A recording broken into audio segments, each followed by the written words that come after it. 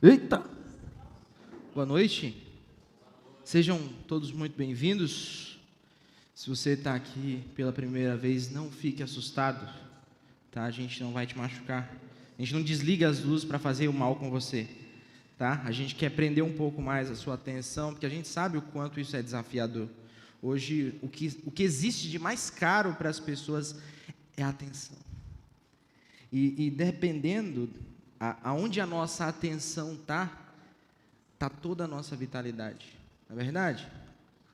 Então, eu queria pensar com vocês um pouco nessa série, né, caminhando por essa série. Por que as pessoas geralmente frequentam uma igreja? E assim, eu tenho opiniões, né? Mas eu imagino que cada um aqui vai ter uma história para contar, vai ter um porquê específico. E se a gente fosse entrevistar, era possível que tanto você que está aqui presencialmente, como você que está acompanhando a gente de forma online, vai ter a sua versão do porquê que você está aqui. E talvez seja por gratidão, por alguma vez que assim, você percebeu que a mensagem, ou a música, ou o ambiente em si, te engajou, sabe? Mexeu com a tua cabeça, mexeu com as tuas afeições, com as tuas emoções. Ou talvez um amigo seu te convidou e você viu que não era assim uma grande dificuldade poder estar aqui, ou então abrir esse link e assistir essa programação. Então você tem os seus motivos. Mas a verdade é que isso tudo aqui que você está vendo exige muita hora de trabalho para ser construído e desenhado. Eu estava pensando só a respeito da música, só da música, só para você ter uma noção. É no mínimo 24 horas de trabalho para esse pessoal tocar essas 3 músicas que vocês ouviram aqui. Tem noção? 24 horas de trabalho. Fora o que a gente não consegue contabilizar, que eles trabalham nas músicas em casa. Você tem noção disso? E tem outros detalhes, né? Outras construções que exigem de nós um grande esforço para que tudo isso aconteça. Mas por quê, né? Ou pensando de um outro jeito, né? Qual seria assim o propósito de um encontro como este para as nossas vidas, ou na formação espiritual de um seguidor de Jesus? É exatamente isso que significa discípulo. Discípulo significa seguidor de Jesus. Então, qual é o propósito de um encontro como esse? A gente está vendo uma série inteira, né? Uma série inteira tentando desvendar um pouco o que vem a ser discípulo, porque tem muita gente que se diz seguidor de Jesus, inclusive eu.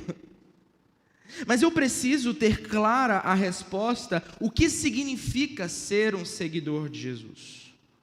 Ou pelo menos como esse seguidor de Jesus é formado, ou o que precisa para ser de fato um seguidor de Jesus. E eu quero desafiar você, talvez, que não assistiu o primeiro episódio dessa série, tente assistir. Tente assistir com um senso crítico. E a gente começou essa mensagem no domingo passado, falando dos diversos famosos que são evangélicos, que são cristãos, e que a gente às vezes olha para eles assim com um olhar bem fariseu, né? Ah, não acredito que esse cara é um cristão. Eu não acredito que essa dona é uma cristã. Não é verdade? E tantos outros. Gente do nosso convívio que a gente olha assim, não acredito. Tu? Não, tu não.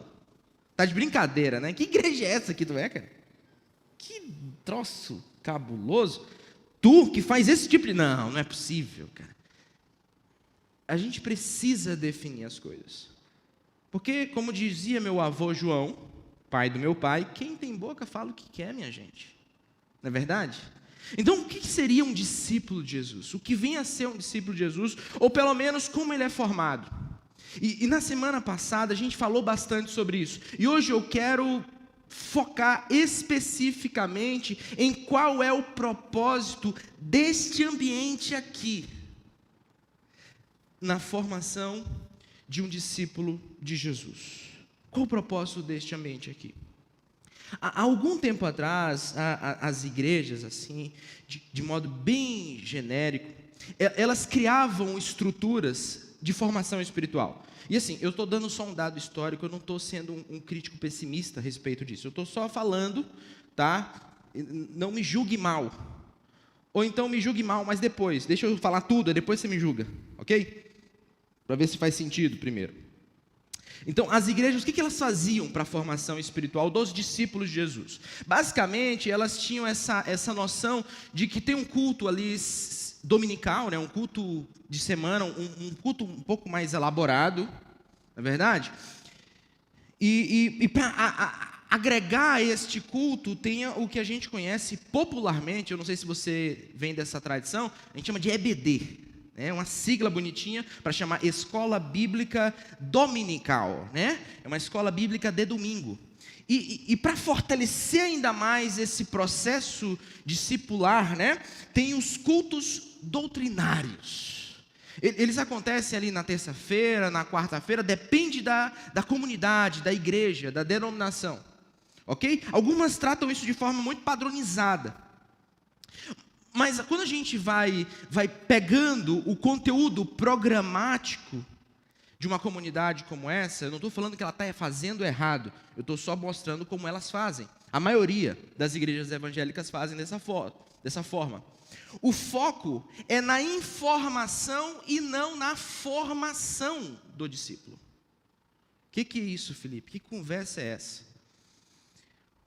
O conteúdo, ele não tem uma sequência ou uma sinergia. O assunto do culto do domingo não tem nada a ver com o assunto da escola dominical, que não tem nada a ver com o assunto do culto de doutrina ou outro culto de meio de semana. E pasmem, numa outra semana, o único elemento que segue uma certa lógica é a escola bíblica dominical, porque geralmente, nesses ambientes de igreja, eles seguem uma revista.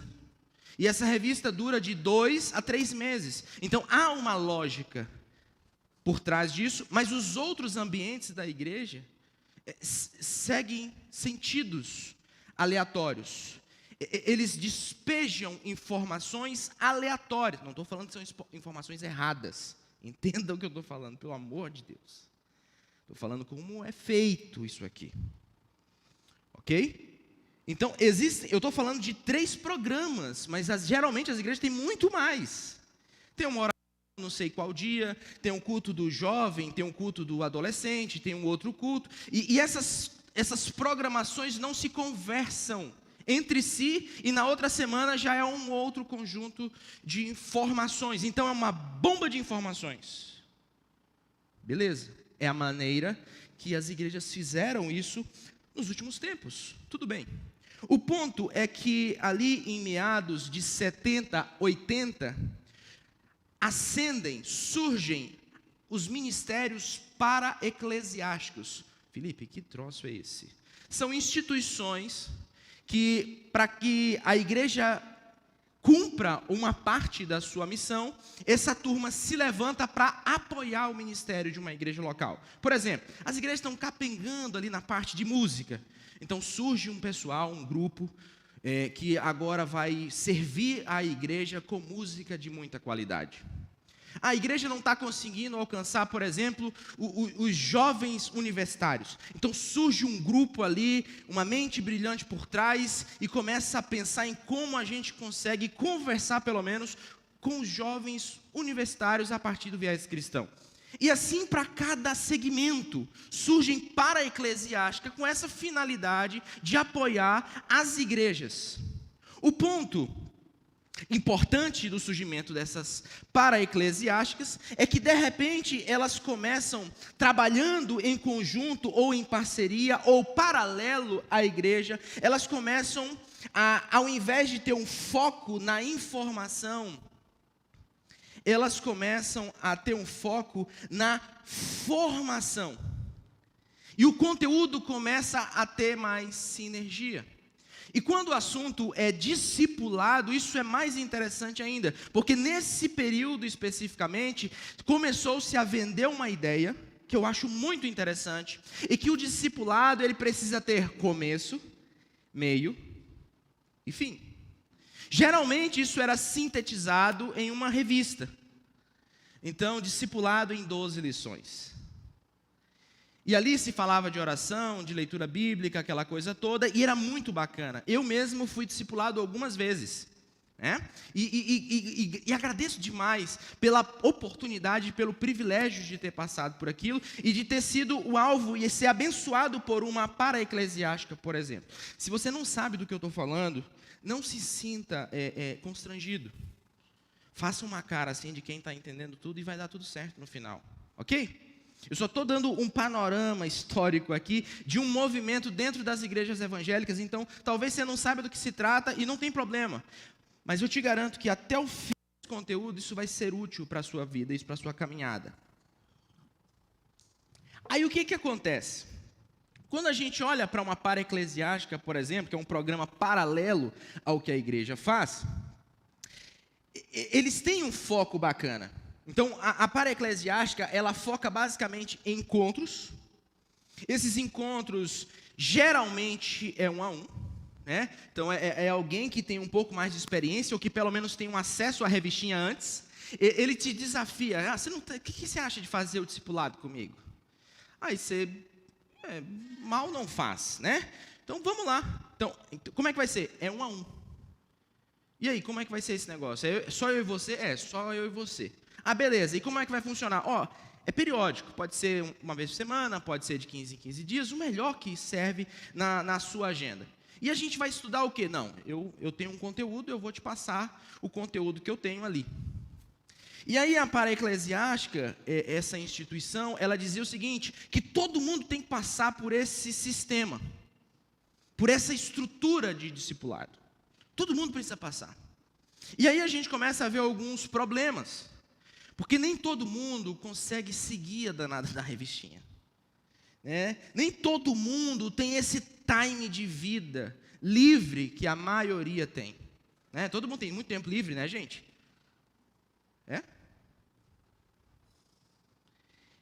E aí, como vai ser, cara? Então a luta agora não é pelo discipulado e pela formação espiritual daquela comunidade. A luta agora é pelo programa. As pessoas têm que passar pela revistinha. Porque se você não passou pela... Então você não fez discipulado? Você não fez discipulado? Não. Você é um crente meia boca, cara. Você não passou pelos 12 encontros, né? E por aí vai. E aí, cara, quando a gente pensa num contexto como esse, igrejas que por alguma razão começam a receber mais pessoas ou crescer e não conseguem ter uma logística de discipulado, elas começam a sofrer de culpa. Porque, pelo amor de Deus, a igreja está crescendo, mas não tem um discipulado, não tem um método da revistinha, então ela não está crescendo, ela está inchando. Não tem qualidade nesse crescimento. Não tem como controlar isso. Então, como é que a gente... tá vendo? É uma igreja ali, é bacana, é invocada, mas não tem discipulado, porque não tem a danada da revistinha. Então, o crescimento, ele passa a ser indesejável e até inviável para igrejas que começam a avançar um pouquinho mais. Porque não dá para fazer essa estrutura 1 a 1, periódico, não dá para controlar isso. Com o passar do tempo. Você pensa na questão de gestão, é praticamente impossível fazer isso. E aí a gente começa a enfrentar vários desafios e começam a olhar para essas igrejas com um olhar pesaroso. Porque discipulado é isso aqui, ó. O método se tornou a forma bíblica de fazer discípulo. E, gente, isso é extremamente interessante, porque durante um bom tempo, meio que faziam isso, porque quem faz isso tem que ser cara de pau, né? Mas meio que era mais ou menos assim, gente, vamos evitar então o crescimento. Vamos evitar do pessoal chegar, porque está insuportável, está insustentável isso aqui. Está chegando muita gente aqui nas igrejas, então, isso eu estou falando dos anos 70, 80. Vamos ter que dividir as igrejas. Para quê? Para ter discipulado. Porque tem que ter discipulado. E o que é discipulado? Esse aqui, ó. Então, quando a gente olha para o que Jesus disse, porque um pouquinho antes de Jesus ir para o céu, já ressuscitado, ele chegou para os seus primeiros discípulos e, pessoal, toda a autoridade me foi dada no céu e na terra, não é verdade? Portanto, vão e façam discípulos de todas as etnias, de todas as culturas, batizando esses discípulos, integrando esses discípulos à comunidade, que é isso que significa batismo. Batizem eles em nome do Pai, do Filho e do Espírito Santo. E ensinem esses discípulos, esses novos discípulos, a obedecerem todas as coisas que eu tenho ensinado a vocês. E aí, quando vocês fazem isso, eu estou com vocês todos os dias, até o fim dos tempos. Então, os discípulos receberam uma ordem muito específica de Jesus, de fazer discípulo. Só que nos anos 70 e 80, se compreendeu generalizadamente que fazer discípulo era isso aqui. Sem isso aqui, se você não passou por isso, para alguém com a mentalidade de 70 e 80 de uma igreja evangélica, você não é discipulado. E assim, eu vou iniciar uma problemática. Então, o que a igreja faz? O que a gente faz então? Se o discipulado é só isso, então para que as outras coisas? Não é verdade?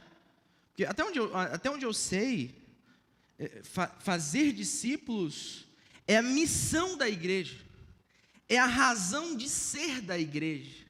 Então o que a gente faz nos outros? O que a gente vai fazer? Vamos ficar inventando, perder tempo? Vamos buscar meios de entreter pessoas? O que a gente faz nos outros ambientes? Então, para eu não ficar numa crise existencial, pensando que discipulado é isso, e sabendo que a gente nunca alcança isso de uma maneira plena, então eu preciso entender o que é discipulado segundo Jesus. Peraí, como é que Jesus fazia discípulos? Porque até onde eu sei, ele não tinha uma revistinha. Até onde eu sei, ele não tinha uma revistinha. Como é que o discipulado acontecia ali? Eu preciso entender como aquilo acontecia. E assim, eu vou falar um pouquinho sobre uma regra hermenêutica com você. Um princípio de interpretação do texto bíblico, ok? Para você poder ler a Bíblia de uma forma correta, Felipe, então tem um jeito correto de ler a Bíblia? Tem sim. Sabe por quê? Porque o texto bíblico ele foi escrito originalmente em uma outra língua, em uma outra cultura, e em um outro tempo. Isso demanda alguns desafios. Então eu preciso chegar no significado. Eu vou fazer uma redundância aqui, mas me perdoe. A gente precisa chegar no significado do que aquele texto significou para o seu autor e destinatários originais. Sacou, né? Salva ali as redundâncias, mas é só para a gente entender. O nosso alvo é entender o que o texto significou, para entender o que ele significa agora. O significado não muda do texto. Não é adaptado com o tempo, o significado original do texto. Mas, Felipe, é possível descobrir isso? Claro que é possível. A gente precisa estudar a Bíblia de um jeito um pouco mais, como eu posso dizer, menos místico, né? Menos pegar a Bíblia com os olhos fechados e orar, pedir uma revelação de Deus e começar a estudar as línguas originais, a cultura do passado, entender melhor o tempo bíblico, para poder a gente ter uma leitura um pouco mais precisa. Menos mística e mais hermenêutica e exegese, que são basicamente as ciências que nos ajudam a interpretar o texto bíblico de um jeito bacana. Ok? Então eu preciso olhar para a maneira que Jesus discipulava, por assim dizer. Ali eu vou tirar alguns princípios bíblicos para o que aquilo significava naquela época e tentar aplicar para como isso pode ser, como eu posso dizer, pensado, estabelecido no nosso tempo. Sacou? Eu preciso ter acesso à situação histórica, entender como aquilo, o princípio que está envolvido naquilo, para então eu aplicar para a nossa realidade. Eu não posso tentar fazer exatamente o que Jesus fazia, porque eu já tenho um desafio, porque Jesus andava com aqueles 12, para cima e para baixo o tempo todo. Eu não tenho como fazer isso hoje. Mas eu preciso saber o que aquilo significa naquela época e como eu posso aplicar esta realidade num tempo em que eu não quero um marmanjo lá dentro de casa o dia todo. Sacou? Se você quer isso, né? 12 pessoas com você morando, beleza, amigo. Fique à vontade criando essa comunidade maravilhosa. Lá em casa, não. Tá? Lá eu não acredito que eu falei uma palavra dessa num ambiente religioso. Estamos juntos? Então, eu estou partindo do pressuposto que o ambiente de discipulado de Jesus é uma igreja, é uma comunidade local. Como é que era a igreja de Jesus? A igreja de Jesus, ela começava do ambiente que eu estou chamando aqui carinhosamente de multidão. Jesus, ele ensinava para a multidão, ensinava para todo mundo, estava todo mundo ali envolvido. Então, Felipe, todo mundo que estava ali ao redor de Jesus, aquela multidão que estava ao redor de Jesus, era discípulo? Não, não era discípulo. Nem todo mundo da multidão é discípulo, mas a verdade é que todo discípulo estava na multidão. Sacou? Em alguns momentos, alguns dos ensinos de Jesus, alguns dos discípulos que estavam atentos ao que Jesus estava falando, se reuniam ali em grupos menores. Ô Jesus, a gente precisa tirar uma dúvida contigo.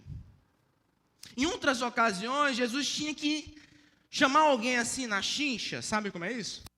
Fulano, vem cá. Eu acho que você precisa rever essa área da sua vida, ué. Ou alguém chegava para Jesus fazendo uma pergunta assim meio pesada, e aí Jesus conseguia piorar o troço, piorar a conversa. Eram confrontos individuais. E também um outro ambiente em que Jesus trabalhava essa formação espiritual era no dia a dia. Era no dia a dia. Então esse ambiente da multidão é aquele ambiente de adoração, mas também de reflexão. É um ambiente do grupo maior, onde a gente tem discípulos, mas nem todo mundo é discípulo. É aquele ambiente do grupo maior. Então, suponhamos, vamos pegar essa modalidade de comunidade que você está inserido. Esse aqui é o ambiente da multidão. Você está ouvindo, você está aí sentado no seu lugar. Você está aí na sua casa, sentado ou sentada no seu lugar. Ouvindo, e talvez você vai ter alguma dúvida, você vai ter alguma dificuldade, você vai discordar de algum ponto. Então, existe um segundo ambiente, que é o ambiente do grupo pequeno. É um ambiente menor para algumas pessoas. E aí, nesse ambiente, que acontece o aprofundamento da fé, que você vai convivendo com outras pessoas, aí você vai aprendendo a relacionar. Não estou falando que você vai ser melhor amigo dessas pessoas. Talvez a sua vida não tenha nada a ver com essas pessoas. Como a maioria dos discípulos era assim. Alguns se encontravam, outros não. Mas eles cresciam juntos. Porque a vida é melhor conectada. Círculos são melhores que fileiras quando o assunto é discipulado. E aí, male, Jesus precisava trabalhar com alguém de uma forma um pouco mais objetiva, cirúrgica. E aí são os ambientes de aconselhamento ou mentoria. Isso tudo a gente vê aqui. Mas todos esses ambientes é para preparar as pessoas para o dia a dia. Para esse tempo de devoção, obediência, testemunho e serviço. Todos esses outros ambientes é para preparar o discípulo, não para ele ser um bom crente de igreja, é para preparar o discípulo para ele ser um excelente profissional, um excelente pai de família, um excelente administrador dos seus recursos. É preparar a pessoa para a vida. É ali que a coisa acontece. Então todos esses ambientes focam ou preparam a gente para o nosso dia a dia. O ambiente da multidão, que é este ambiente aqui, é para que a gente consiga ser melhor no nosso local de trabalho, na nossa casa, na nossa família. Então, pensando nesse contexto, eu queria pensar com vocês, e eu queria se pensasse em alguma igreja fora essa, se as igrejas locais, de fato, se pensam, se estruturam para serem comunidades formadoras de discípulos, ou são excelentes em fazer programas e eventos de entretenimento ou de enriquecimento cultural dos seus membros? O que você acha? Eu luto com essa pergunta o tempo todo. São realmente comunidades formadoras de discípulo, em que toda a sua estrutura trabalha a formação espiritual? Ou são realmente estruturas de entretenimento e de enriquecimento cultural dos seus membros? Vamos deixar de julgar agora a igreja um pouquinho, vamos pensar um pouco mais na gente. Pessoas inseridas em comunidades formadoras de discípulos participam desse ambiente com essa consciência aqui. Vamos estreitar mais isso. Você participa de um ambiente como esse, compreendendo que isso aqui é parte vital do processo de discipulado de Jesus? Em que não eu, mas o próprio Jesus, à medida que os textos são lidos e explicados, talvez até aplicados, à medida que isso vai acontecendo, você vai percebendo que a sua vida vai sendo moldada, redirecionada, o caminho está sendo apontado. Você participa de um processo de formação a partir disso aqui também. Você encara isso aqui como parte da formação espiritual que a gente tanto precisa. Porque quando essa consciência, ela desce na nossa vida, assim, ó, você acorda para isso, descobri que o culto não é um lugar para eu ir na semana, para eu rever os amigos. Descobri que o culto é muito mais parecido com aquele ambiente da multidão. É muito mais parecido com aquele ambiente em que o próprio Jesus ensinava. E os que são de fato discípulos, eles se aproximam do ensino de Jesus, atentos às palavras de Jesus, e à medida que vão tendo dúvidas, eles vão anotando aquelas dúvidas para tirar essas dúvidas, quem sabe no grupo menor, quem sabe num ambiente um pouco mais privado. Ou então, se não é dessa forma, a nossa atitude em estar aqui é uma mentalidade um pouco mais consumista, em que eu estou aqui para ter uma experiência, para sentir algumas coisas, um calafrio aqui, outro ali, porque a música foi legal, a palavra veio assim, encontro ao meu coração e foi legal tal parte. Poxa, hoje o culto foi bom. Por quê? Falou, menina, tu não tem noção, mas teve um momento ali que aqui, ó, arrepiei aqui, ó. Né? Arrepiei, então foi bom. Eu chorei, foi bom, porque eu chorei, teve um momento ali que foi falado uns negócios, eu nem entendi direito, mas a música, acho que foi o teclado, alguma coisa assim, ele me arrepiou, cara. Ou como falou, né, naquela vez, me arrupiou, né? Hein? Me arrupiou. Estou arrupiado.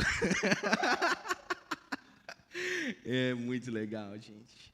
Eu acho isso muito bacana. Mas não foi construído para isso. Não constrói um ambiente como esse para isso.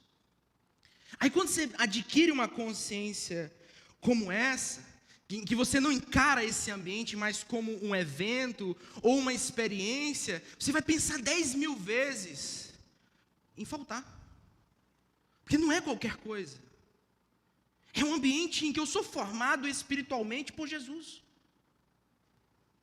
A gente chega até no horário quando isso acontece. É importante. Eu sou formado espiritualmente nesse ambiente. Independente de quem está pregando, independente de quais músicas são tocadas, porque não é sobre mim, mas sobre como Jesus está me formando espiritualmente. Porque eu me reúno aqui para ser impactado pela palavra de Deus. É para isso que eu estou aqui. Para que no ambiente da multidão eu também seja formado.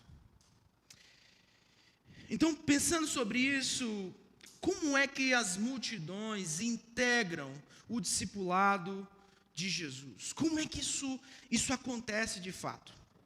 Então, se você vai lendo ali o texto do Novo Testamento, ali os evangelhos, que trata basicamente da biografia de Jesus, sob pelo menos 4 perspectivas, você vai entendendo melhor como Jesus faz. Então, como é que Jesus trata essa multidão? Jesus não ignora essa multidão, pelo contrário, ele acolhe as multidões. Mas Felipe, é muita gente, a gente não sabe nem se tem qualidade, a gente não sabe nem se o pessoal está ouvindo, não sabe o que o pessoal está pensando. Mas é o que Jesus faz, né? Jesus acolhe, ele chama esse pessoal para si, ele ensina, ele instrui. Do meio daquele pessoal, tem alguns enfermos, ele cura. Ele supre necessidades específicas, ele se compadece sua situação. Isso é o que Jesus faz. O ambiente da multidão não é um ambiente de segundo plano. Não é qualquer coisa para Jesus. É um ambiente importante. Jesus atua fortemente no ambiente da multidão, que é um ambiente como esse aqui. É vital para a nossa fé estar num ambiente como esse aqui. Mas eu me refiro em um ambiente de formação espiritual. É outra história. Isso aqui não é um evento, não é um programa semanal em que a gente acha que a gente vai fazer uma... Não, a gente trabalha isso aqui de forma anual para isso aqui acontecer e para cooperar no processo de formação espiritual desta comunidade. Não é aleatório. A gente não tem esse grau de espiritualidade a ponto de saber a vontade de Deus aqui na hora. E de repente eu subo aqui no palco e eu estou sentindo agora que Deus está me redirecionando para falar desse assunto. Eu, pelo menos, não sou cristão a esse ponto, né? Eu não tenho esse nível de intimidade com Deus. Eu preciso estudar muito para poder chegar num troço como esse. Admiro as pessoas que têm esse relacionamento estreito com o Senhor. Mas eu, pecador como sou, tenho uma grande dificuldade. Preciso estudar muito para poder chegar nisso aqui. Pensando nesse processo de formação espiritual. Pensando nesse processo de formação espiritual. Então, quando a gente olha Jesus se compadecendo dessa multidão, olha só que negócio interessante, em Mateus 9:36. Ao ver as multidões, ele teve o que, gente? Compaixão. Ele não ignora. Ele não trata como qualquer coisa, como má. Ele não fica questionando as intenções daquele pessoal. Não, esse pessoal está só para ser curado. Ele está só para se aproveitar de mim. Não, Jesus tem compaixão das multidões, porque estavam aflitas e desamparadas como ovelha sem pastor. Em Mateus 14, quando Jesus saiu do barco e viu tão grande multidão, teve compaixão daquela turma. Curou os seus doentes. E aqui eu acho interessantíssimo essa referência, porque é meio que Jesus chamou os seus discípulos aqui. Gente, acho que vocês não pegaram. Acho que vocês estão focados em outras coisas, mas saibam, eu valorizo, eu tenho compaixão da multidão. Eu não ignoro o fato deles estarem aqui. Não é qualquer coisa, não é mais um programa, não é mais um dia. Eu tenho compaixão deles. Eu me importo com eles. Não importa a preguiça, o descaso com que você trata essas coisas, mas para mim isso é importante. A multidão é importante para Jesus. E ele precisa chamar os seus discípulos para deixar isso mais claro. Porque, como discípulos de Jesus, a gente tem a tendência de desprezar o ambiente da multidão. Não é verdade? O tempo vai passando, e agora com essa cultura on demand, né, que é do YouTube, dos negócios assim, não, a gente não precisa mais do ambiente da multidão, porque eu escuto as outras multidões por aí fora. Eu não preciso mais disso aqui. Não preciso mais, não. Jesus está, não. Vai com essa conversa para lá. Eu tenho compaixão dessa multidão. Eu me importo com essa multidão. Por mais que você está indo no caminho da arrogância, achando que não, que o importante é estar aqui, nesse ambientinho assim, privativo, dos 12, né, que é um ambiente bacana. Mas eu tenho compaixão das multidões. Só para você ter uma noção, nos 4 evangelhos, no evangelho de Mateus, a gente tem 44 vezes de intervenção de Jesus com relação às multidões. Nos 4 evangelhos são 125 vezes. que Jesus está em contato com as multidões. Jesus se importa com as multidões.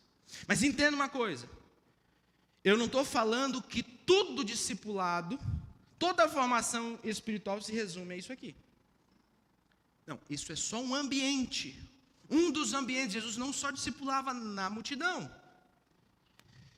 Então, pensando sobre isso, a relação de ensino e serviço de Jesus às multidões não representa a totalidade do fazer discípulos, mas é parte integrante deste processo.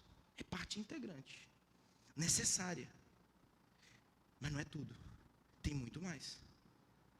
Jesus não faz discípulos só na multidão.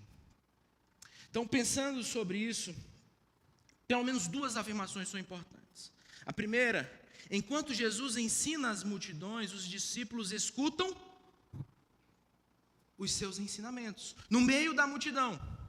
Mas a verdade é o que distingue um discípulo no meio da multidão de qualquer outro. É o fato dele escutar, acolher e responder ou corresponder a este ensino. Tinha muita gente ao redor de Jesus, mas quais deles são discípulos de fato? Aqueles que, além de escutar, acolhem e respondem. Sacou?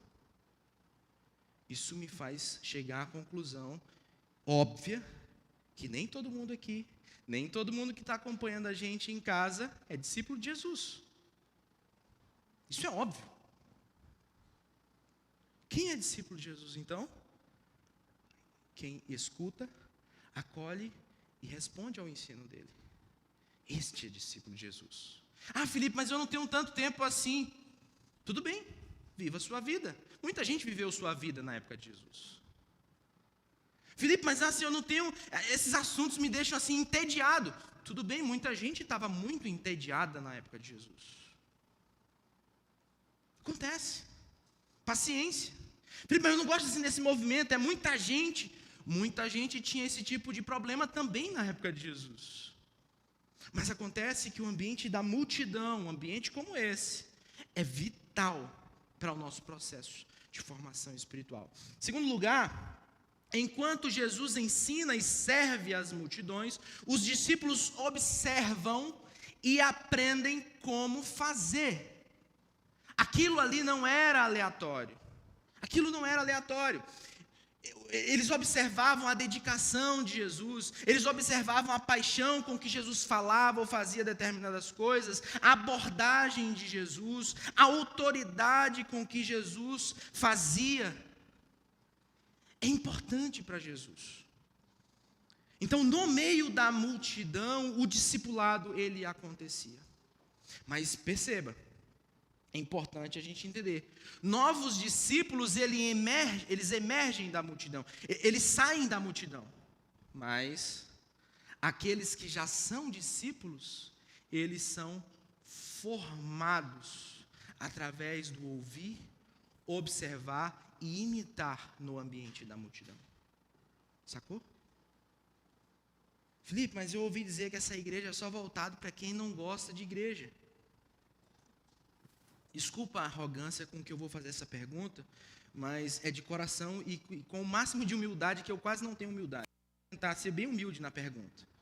Eu desafio você a medir o nível de qualidade dos nossos ambientes de encontro. Desafio. Você que é um cristão, a gente pensa de fato nos de fora. A gente quer que a pessoa que nunca pisou os pés numa igreja, ela consiga sentar e pelo menos compreender tudo que é dito. Pelo menos isso. A gente cresce, a gente pensa que isso é uma celebração. Quando alguém de fora senta e faz isso. Mas em grosso modo, de modo bem geral, as pessoas que são discípulas de Jesus, nesse nosso ambiente aqui, num ambiente de multidão, com certeza, elas podem sim serem formadas espiritualmente. Sempre tem algo a mais. Sempre nós vamos pontuar em alguma área das nossas vidas que precisam de ajustes. precisam de crescimento. Talvez vai ser as mesmas informações. Eu acho que eu já vi isso em algum lugar. Mas a forma como é abordada é enriquecedora. É enriquecedora. Eu falo isso por quem faz parte do processo. Por quem faz parte do processo. Então eu queria pensar em um caso muito específico, em que Jesus trabalha aqueles discípulos a ter uma interação com a multidão.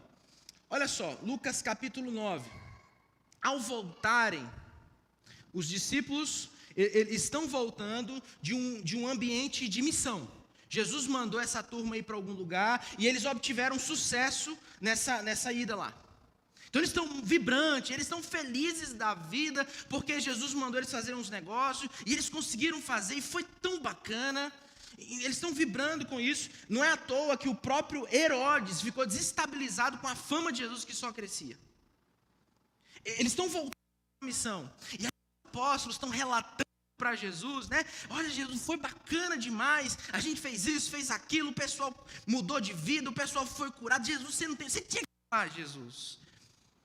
E aí, meio que Jesus está, então vamos fazer o seguinte, vamos largar para a praia agora, vamos tirar um tempo assim, vamos pegar um hotel bacana, vamos se retirar para essa cidade chamada Betsaida. Essa é a ideia, vamos descansar um pouquinho, vamos relaxar. Mas nesse sentido, quando eles estão pensando nesse relaxar, né? Nessa tentativa de um pouco de descanso e privacidade, sair um pouco desse ambiente da multidão, o pessoal ficou sabendo onde eles estavam, para onde eles estavam indo, e aí voltaram a seguir a Jesus. E muito provavelmente, se eu tivesse ali no lugar daqueles primeiros discípulos, eu diria: pessoal, pelo amor de Deus, gente, a gente está doido para ir nesse hotel faz meses, e vocês não deixam, então vamos fazer o seguinte, daqui a 15 dias vocês voltam, porque assim a gente está precisando de um tempo mais de calma, assim. O próprio Jesus, até inventava uma história, né? O próprio Jesus mesmo está estressadíssimo. Jesus não pode entrar no burnout, senão vai ser problema para nós. Então vamos cuidar um pouquinho, gente, só uns 15, 10 dias só, nem quero muito, 10 dias, né? Mas como Jesus, ele vai agir nesse ambiente? Perto de ir para esse hotelzinho, all inclusive, né? Sabe? Aquele hotelzinho com tudo pago, tudo liberado, open tudo. Ele as acolheu. Cara, Jesus é brincadeira, cara. Eu imagino Pedro batendo assim, sabia que ia dar treta, sabia que esse negócio de hotel não ia colar. Jesus não resiste à multidão. Não é possível isso. E aí o que Jesus faz? Ele falava-lhes acerca do reino de Deus. Ele curava os que precisavam de cura.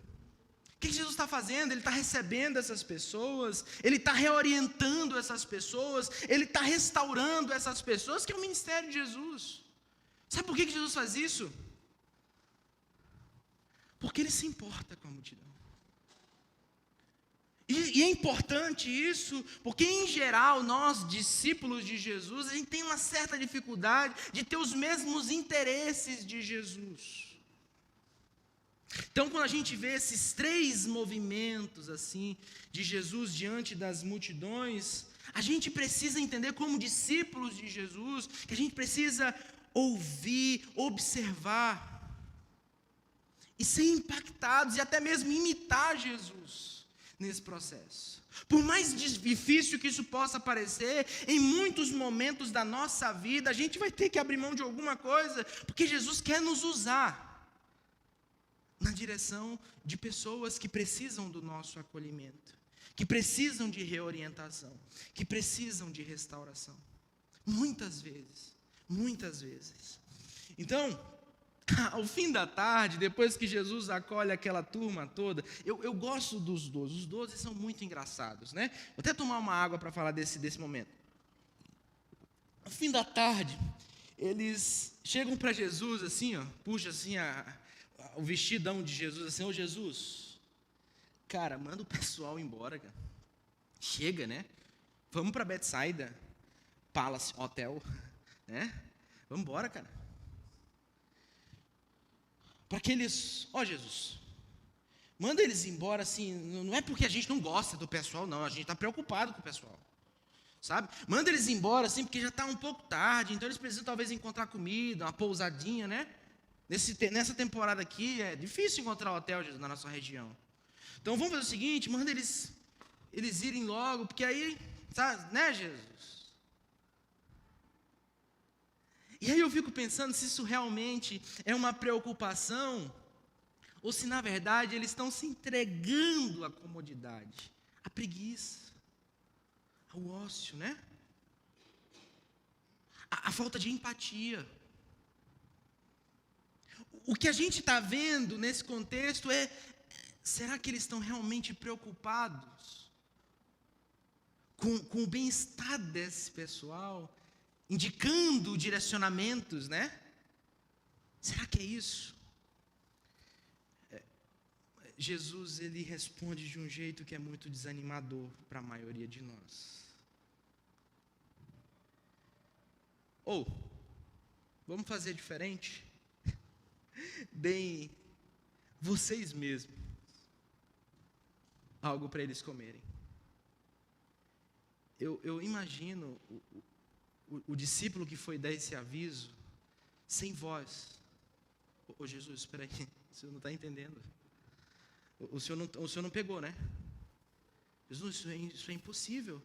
Não, deem vocês mesmos. Alimentem eles. Jesus começa a desafiar, Jesus está impulsionando esses primeiros discípulos a sair desse ambiente de comodidade. Esse ambiente que diz assim, eu não aguento mais esse negócio. Preciso de folga, de férias. Entendi. Então, alimentem as multidões. Façam vocês isso. E aí os discípulos disseram, Jesus, cai na real, cara. Eu sei que isso é bom com as palavras, mas isso é péssimo com matemática. Nós temos aqui 5 pães e 2 peixes, cara, só dá para nós.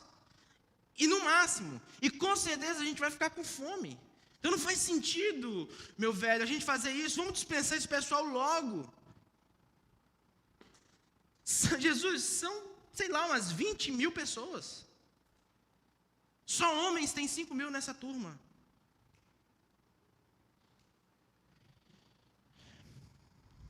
Não. Faz o seguinte, vamos organizar a casa.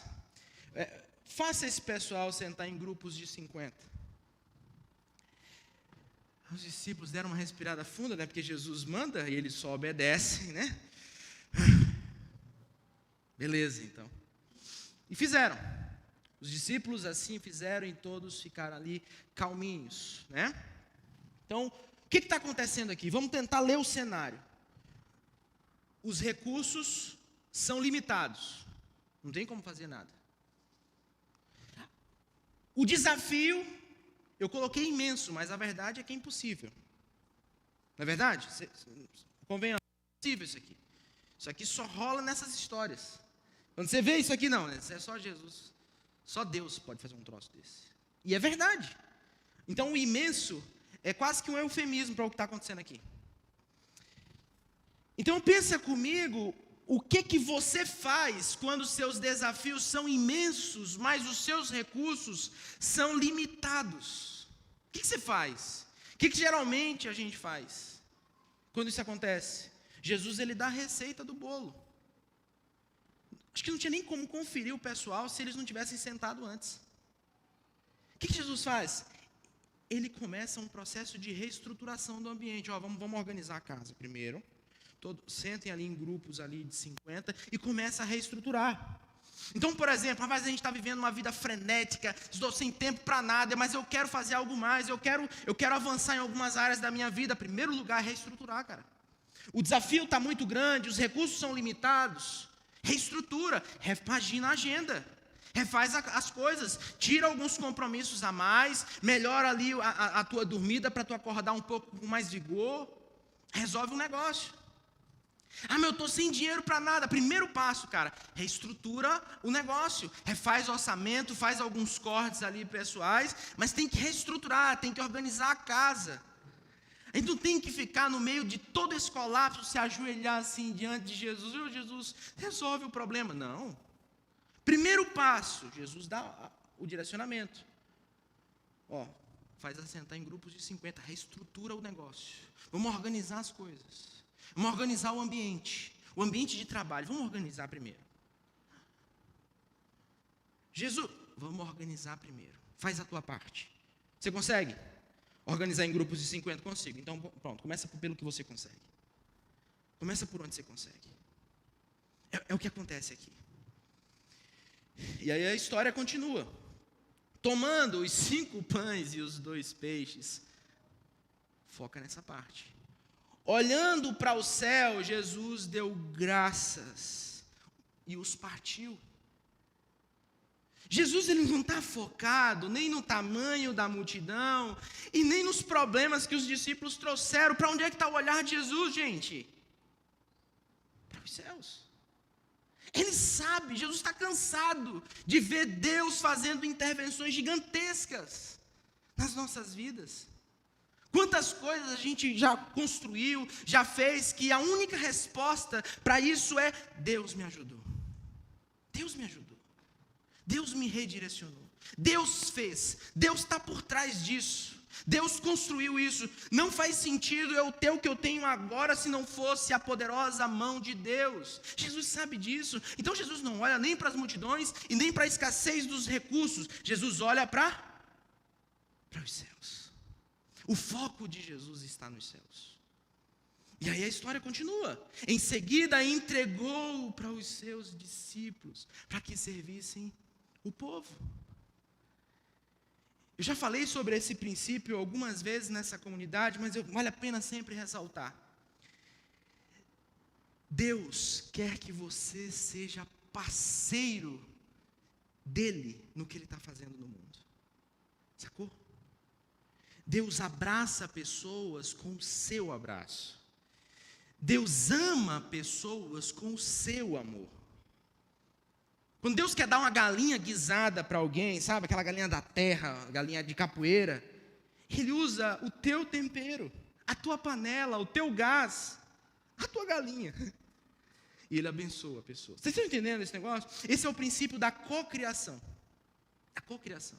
Em que Deus recria realidades a partir dos recursos que a gente tem. Ele nos dá o recurso e a gente tem que compartilhar. A gente tem que fazer. É assim que funciona. Então os discípulos, eles não sabem multiplicar os pães e peixes. Eles não têm essa ciência. O que eles sabem fazer? Dividir em grupos de 50 e servir ali o pessoal. É o que eles sabem fazer. Então a gente precisa focar no que a gente sabe fazer e deixar Deus fazer aquilo que só Ele pode fazer. Sabe qual é o problema? A gente quer um milagre antes de fazer a nossa parte. Sabia? A maioria de nós quer um milagre antes de fazer tudo que está ao nosso alcance. Lamento te informar, Deus não vai fazer a minha e a sua parte. Não faz sentido. Não faz sentido. A gente faz isso com os filhos. Eles já sabem pegar na colher e colocar na boca, mas a gente fica: vem cá, meu amorzinho, vem na boquinha, tchau. Aí acostuma. Aí ele só quer comer se tu botar na boquinha. Não é verdade? A gente faz isso.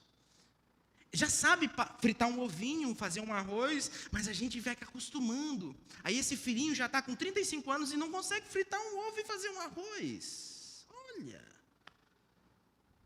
Só se a mamãe, a vovó, o titio fizer. Porque a gente acostumou ele assim, mas Deus não é assim. Deus não vai fazer a sua parte. Deus vai fazer o que você não é capaz de fazer. A gente acredita em milagre, mas eu não vou pensar no milagre antes de esgotar as minhas energias, esgotar os meus recursos. Eu preciso pensar assim. O que Jesus está fazendo, quando Ele chama esses discípulos, Ele está ensinando uma lição gigantesca. Vocês lembram como a história começa? Os discípulos se aproximam de Jesus e dizem: manda o pessoal embora. E Jesus diz: não, de jeito nenhum. Hoje vocês vão aprender um negócio gigantesco. Hoje vocês vão aprender que é possível, com os recursos que a gente tem nas mãos de Deus, fazer coisas gigantescas. Hoje vocês vão aprender isso.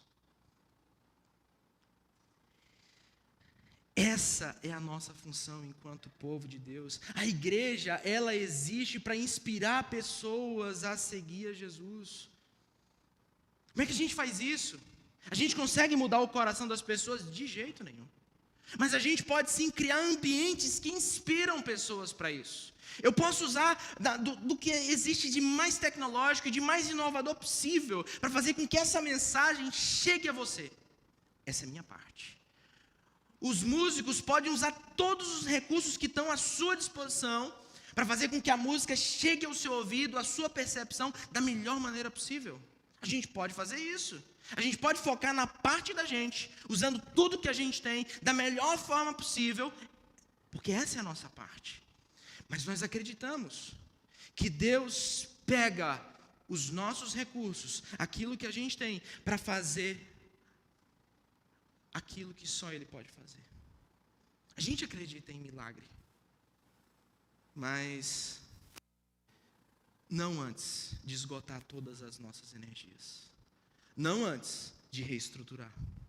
Não antes de sentar, peraí, eu estou sem tempo, está difícil, então eu vou organizar minha agenda. Não, eu estou sem dinheiro, está difícil, eu não consigo, mas eu vou organizar minhas finanças. Jesus não faz aumentar 1 grama de pão, 1 grama de peixe, antes dos discípulos fazerem tudo que está ao alcance deles. Não é verdade? Isso acontece no ambiente da multidão. Nós somos trabalhados no ambiente da multidão. A gente vê os milagres de Jesus no ambiente da multidão. Eu quero encerrar esse momento com algumas perguntas. A primeira delas é: você tem participado deste ambiente como parte de sua formação como discípulo de Jesus? Ou é só entretenimento? Só uma experiência, é legal, poxa, é tão legal. Eu fico aguardando o arrupeio. Eu fico aguardando, sabe, Felipe? Porque às vezes tem aquele pessoal que canta aquela música, e quando cantam aquela música, Felipe, é dinâmico demais. Inclusive, eu queria dar uma dica aqui de algumas músicas legais para vocês colocarem, porque essas arrupeiam demais. Tá ligado como é esse negócio? Do arrupeado?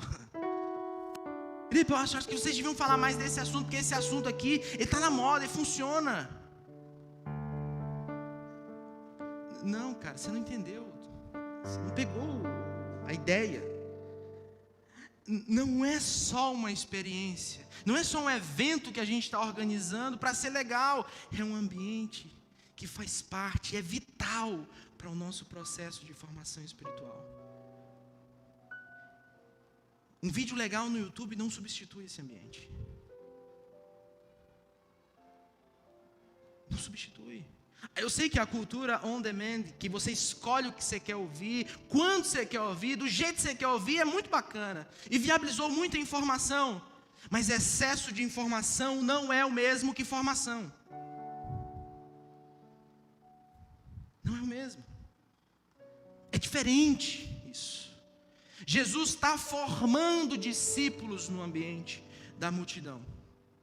Mas vamos pensar em uma segunda coisa. Qual é de fato a sua zona de conforto? Que talvez hoje você olhou para isso e pensou assim: cara, não acredito que de novo Jesus está tocando nessa área. Que pensa no contexto dos discípulos, né? Eles tinham acabado de vir numa experiência de muito sucesso. Estava tudo funcionando. Jesus, nem te conto. Aí Jesus planeja a folga, né? Mas, meus filhos, a gente não pode deixar esse pessoal aí. Não, Jesus, e o hotel já está pago. O hotel vai ter que esperar. Betsaida vai ter que esperar um pouquinho mais. Jesus, mas eu estou muito cansado. Confia em mim, cara. Deixa eu cuidar de ti. Não, Jesus, mas assim, cara, eu não aguento mais. Deixa eu te suportar, te dar suporte. Deixa eu fazer, cara. Você está segurando o negócio. Deixa eu fazer. Deixa eu fazer. Aí você viu como terminou o negócio?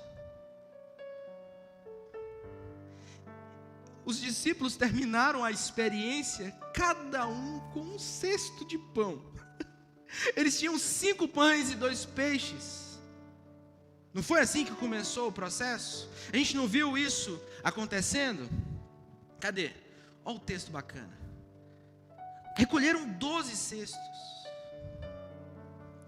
Quando a gente tenta poupar, para não fazer o que Jesus quer, para tentar nos prevenir, e tentando caminhar na direção contrária daquilo que Jesus quer para as nossas vidas, a verdade é que os nossos cestos continuam vazios.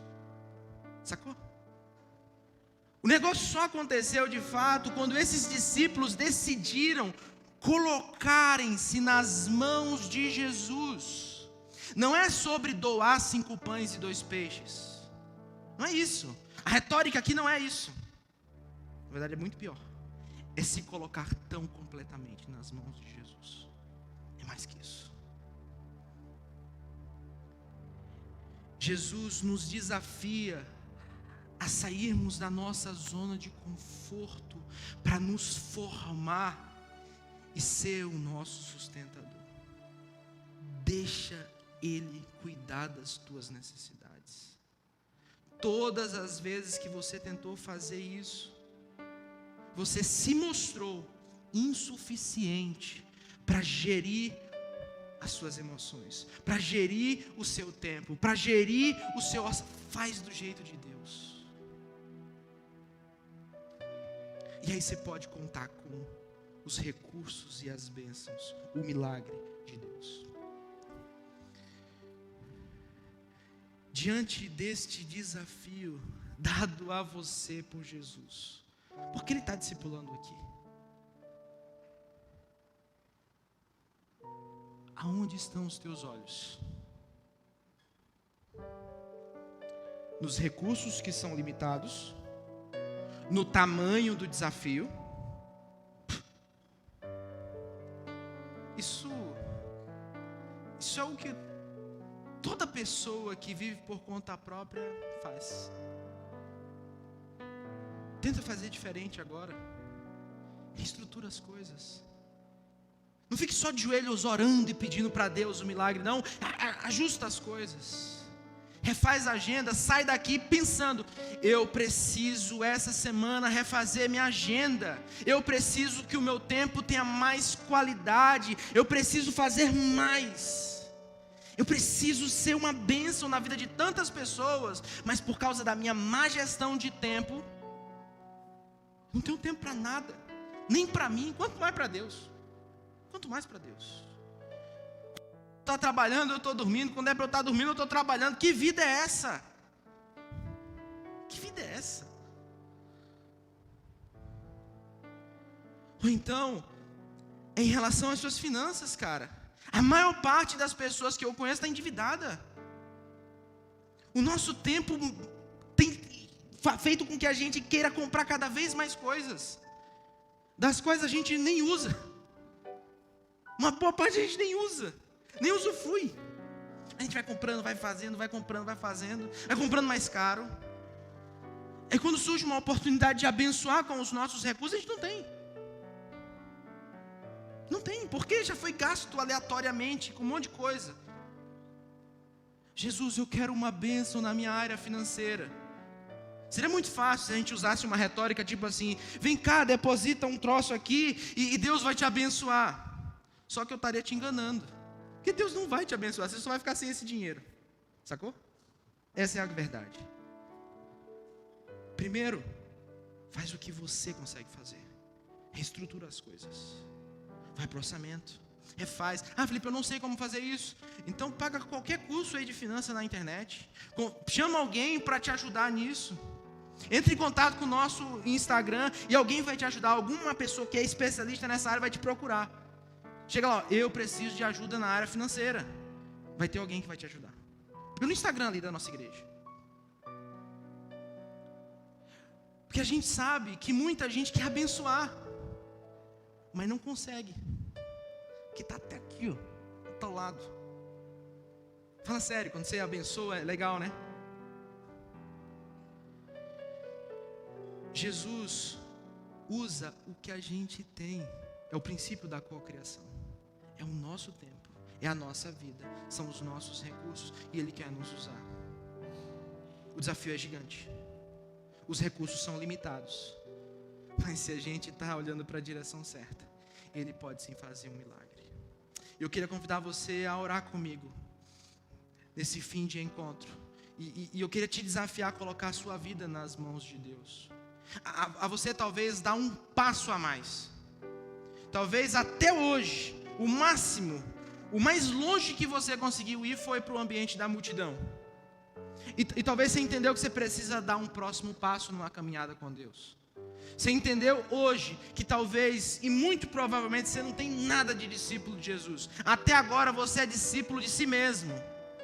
Você vive para si mesmo. E tudo bem. Desde que agora você tome a decisão de abrir mão de si mesmo e começar a viver uma vida como quem olha primeiro para os céus. Esse é o desafio. Esse é o nosso desafio. Deus, estamos diante do Senhor, nesse ambiente de multidão. Sempre, ao longo da história, o Senhor tem falado com pessoas nesse tipo de ambiente.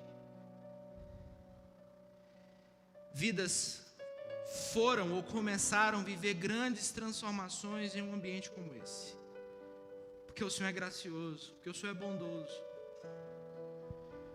Deus, muitos aqui vivem desafios gigantescos. Dá para escrever um livro para falar de todos os problemas que já enfrentaram. Muitos não vão tomar nenhuma decisão. Vão viver a vida toda lamentando, reclamando. Mas eu sei que alguns estão com um coração muito sincero